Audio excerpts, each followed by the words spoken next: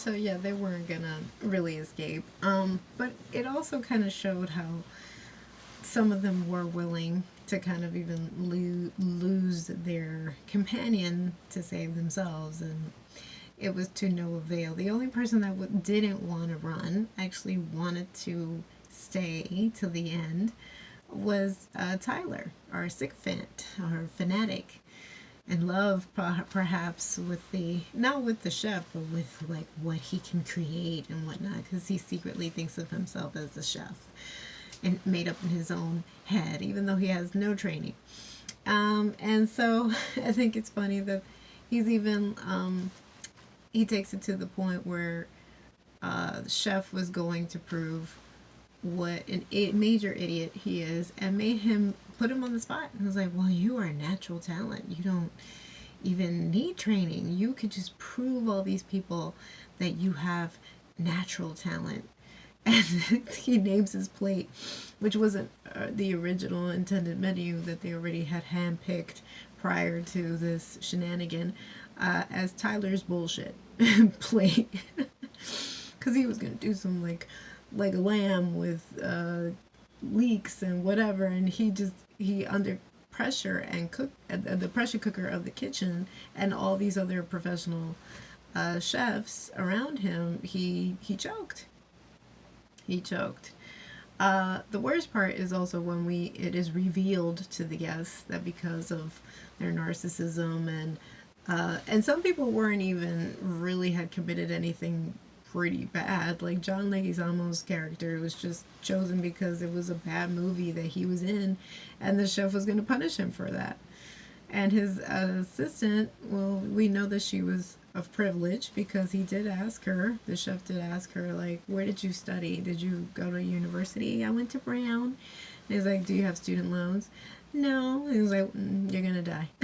So that was, it is so, such, it's so enveloped in dark comedy. I can't stress that enough. And so Tyler is like the worst of the entire group. I mean, aside from the fact that the coupling of Judith Light and her husband and their characters,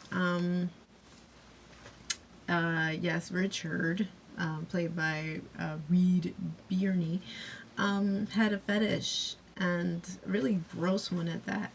And that's how we also know of Margot's past, because she is an escort and she's been on the island on occasion with Reed's character of Richard, without the wife, and there to fulfill other kind of fantasies that the wife wasn't privy to. And on their empanada, on their tortilla, they have the etching and pictures of that.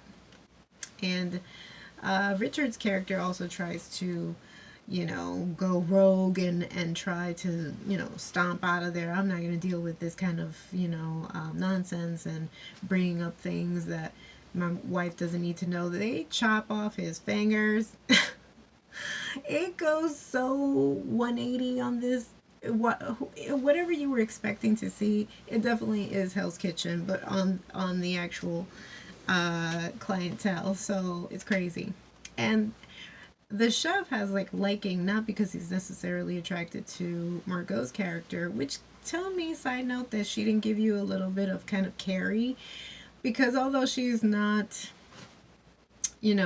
dipped in pig's blood like in Carrie's character, but her dress, her satiny dress, her, well, we didn't see a leather jacket in Carrie, but when she has a very violent scene with our Elsa character, and I won't spoil what happens, but let's just say she comes back to the restaurant dripping in blood. Come on, tell me that didn't come to y'all's mind. Like, she is like that, but she's that warrior that she's really still trying for dear life to save herself. And because she is of the service industry, she is not these hoity-toity privileged people who have been literally given everything on a silver platter. The chef takes a liking to her, and in her trying to save her life, trying to stay clear of Elsa, she stumbles across where the chef lives, which was forbidden by any guest to actually see. So she sees the crevices of his inner workings through his accomplishments. Like we saw how the chef initially got his start in the cooking industry, and he was just like, the average flip burger kind of guy. And then because of how social media has worked over the years and how the pressure cooker of fame has has weighed heavy on his arm, I'm sorry, on his shoulders, it's become a burden. And for what purpose? Like, Richard's character had been there multiple times. He's a very wealthy man, obviously can pay for escorts and fool his wife and whatnot. Can't even recall a single dish from any menu that he has been provided on a silver platter. He knows how to complain, he knows how to bolt, he knows how to be rebellious and quite a narcissist, but can't recall a single thing that was served to him, which makes the artist, however, whatever medium, but in this particular movie, the chef, feel like crap, like your work is meaningless. And so that's why he decides that you're all gonna die. But she, in Margot's last attempt, she tells it like it is, tells him that she was not satisfied with this menu, wants to send it back, and in fact wants a nice, juicy, cheesy, just hamburger. Cheeseburger is what she wants. She wants a cheeseburger, thick and juicy, super cheap, nothing super crazy. And he obliges. Something about it struck a nerve with him that he, for a split second, felt human and in touch with his passion again, and provides that to her.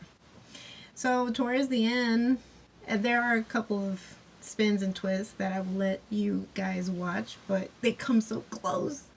It seems like you're really just like on the edge of your seat of like what's gonna happen to these people. But when you realize, no, it's like they said, they are going to die. You just kind of wonder, like, okay, how are they gonna finish this menu with a bang?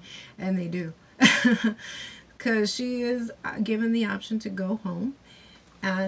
She's like, well, I guess my eyes, were hungrier than my stomach, but can I take this to go? He lets her go. And that private boat or yacht that they all kind of got to the island with, she's able, although for like a split second it wouldn't turn, the engine wouldn't move, you're kind of like perplexed as the viewer, like, is she gonna try to save these people? Is she gonna crash into that restaurant, save them? No. But I will say Judith's character of Anne kind of gave her the nod, like, it's okay, like, we know what's the deal, you go be safe, you get away, and we'll just deal with it. And they end as the dessert, as a big, huge mounting fire of s'mores, and they are the inside of the sandwich. And it is adorned, the floor is adorned with just what you would see on a typical plate. It's crazy how this movie ends, but what a ride. I really recommend it. It was so unexpected, even down to the ending, and that she survives and finishes her burger on that boat. It was crazy. I loved it. It's about 2 hours and maybe 11 minutes. It's on HBO Max. I highly recommend it. Also, I want to make mention too that I have gotten these beautiful palettes from the Dollar Tree during Christmas time. I